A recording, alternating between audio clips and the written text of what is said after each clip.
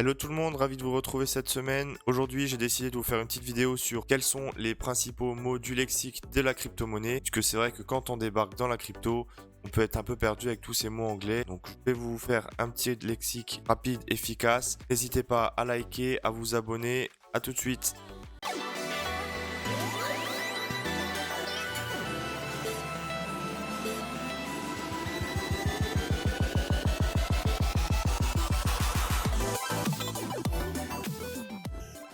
Donc allez, c'est parti, on va commencer. Alors rapidement, effectivement, si tu commences dans la crypto-monnaie et que tu n'es pas trop calé niveau anglais, ben va falloir faire un petit effort parce que beaucoup de ces mots sont des acronymes anglais ou des termes anglais. Voilà, donc je vais essayer de te les franciser un petit peu, de te les expliquer rapidement avec une définition brève à chaque fois. Et je les ai regroupés sur 3-4 thématiques. Voilà, généralité, marché, sentiment et univers de projet. Alors c'est parti, on va commencer par la base. Alors, le bull run, c'est un cycle haussier qui a régulièrement lieu tous les 4 ans après le halving. D'ailleurs, qu'est-ce que le halving? Le halving, c'est un événement qui a lieu tous les 4 ans sur lequel la récompense des mineurs est divisée par 2.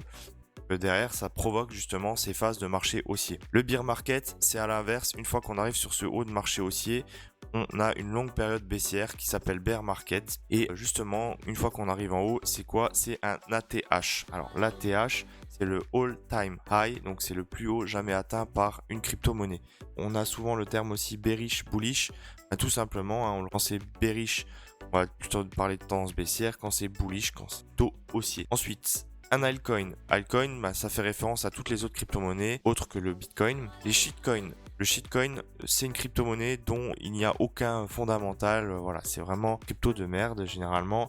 Et derrière, il y a une grosse communauté qui peut faire que elles évoluent malgré qu'elles ne servent à rien. Un stablecoin, c'est une crypto-monnaie qui est indexée généralement sur une devise, donc souvent le dollar. Sa vocation à juste être stable et ne pas justement passer par la case imposition. Fiat, c'est une devise. Donc voilà, quand vous convertissez vos cryptos en fiat, ça veut dire que vous la convertissez soit en euros, soit en dollars ou n'importe quelle autre devise. Les whales, donc les whales, c'est tout simplement les baleines, donc en français. Donc les baleines, c'est les gros détenteurs de portefeuille, alors que ce soit Bitcoin ou... Et le white paper, donc le white paper, c'est un livre blanc. Le livre blanc, c'est chaque projet doit présenter un livre blanc qui derrière va expliquer comment fonctionne le projet, à quoi il sert. Un wallet, le wallet, c'est un portefeuille numérique, tout simplement, sur lequel vous allez pouvoir stocker vos crypto-monnaies.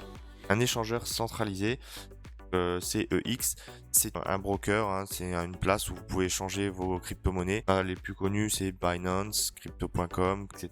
Et à l'inverse, les échangeurs décentralisés. Donc les DEX, c'est les échangeurs qui n'ont pas appel à un tiers, Uniswap, PancakeSwap, voilà. Ensuite, le short et le long. Shorter le marché, c'est tout simplement parier sur une baisse de cours. Et justement, long, c'est parier sur la hausse. Pump and dump. Donc le pump, ça veut dire que ça monte et le dump, ça veut dire que ça descend. Le hodl ou le hold, ce qu'on peut attendre aussi, c'est une stratégie qui vise à détenir sa crypto-monnaie sur le long terme. DCA, le dollar cost averaging, je ne l'ai pas vu dans ma dernière vidéo, j'explique un petit peu plus en détail. La stratégie, c'est simplement une stratégie qui vise à investir régulièrement dans une crypto-monnaie un montant. Le stacking signifie simplement de immobiliser ces crypto-monnaies en échange d'un rendement. Les sentiments de marché, donc on a le FOMO, Fear of Missing Out, c'est la peur de louper le train. Généralement, voilà, c'est le débutant va toujours investir sur des crypto-monnaies qui a déjà bien évolué. Donc on arrive en haut de cette phase et souvent derrière il y a ce qui se passe. FUD, donc le Fear and Doubt. Alors je suis désolé, j'arrive pas à le dire comme il faut. Ça, on le retrouve sur la crypto. C'est un climat de peur, de doute, voilà, qui s'installe par rapport à des événements macroéconomiques, sentiments de marché.